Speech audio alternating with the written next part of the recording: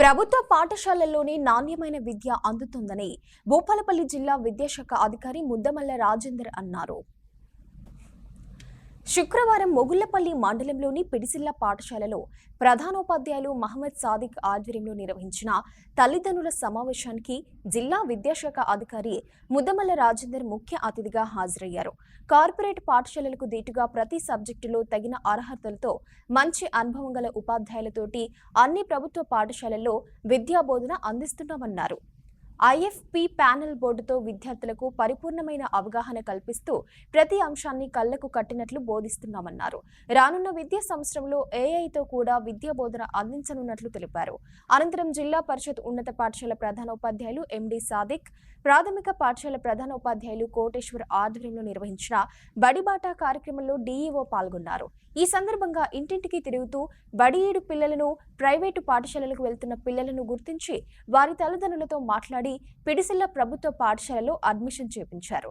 ఈ కార్యక్రమంలో మండల విద్యాశాఖ అధికారి లింగాల కుమారస్వామి, జిల్లా కమ్యూనిటీ మొబిలైజేషన్ అధికారి సామల రమేష్, జిల్లా ప్లానింగ్ కోఆర్డినేటర్ దుప్పాటి రాజగోపాల్, అమ్మ ఆదర్శ పాఠశాల కమిటీ అధ్యక్షురాలు శోభ, అంగన్వాడీ సిబ్బంది, తల్లిదండ్రులు, పాఠశాల ఉపాధ్యాయులు తదితరులు పాల్గొన్నారు.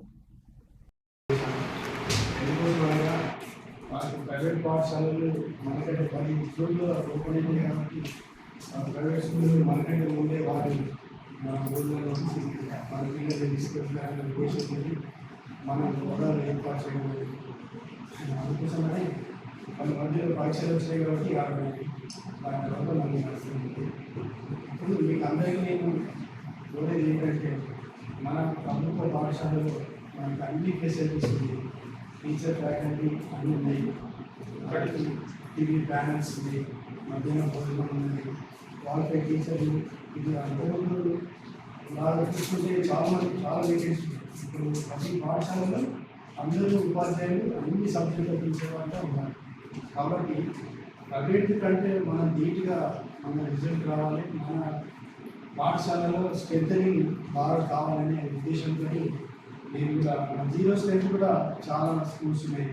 అవి కూడా జీరో స్ట్రెంత్లో కూడా మనం ఎంతైనా విద్యార్థులను నమోదు చేసుకోవాల్సిన అవసరం ఉంది.